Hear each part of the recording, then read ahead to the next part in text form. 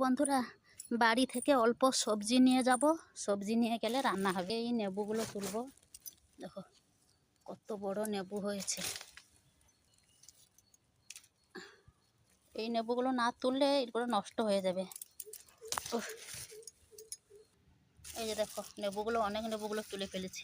এই কাঁচা ঝালগুলো তুলবো। এই যে কত সুন্দর হয়েছে ঝালগুলো, দেখেছো? এগুলো রাগ প্রচুর। এই যে ঝালগুলো তোলা হয়ে গেছে।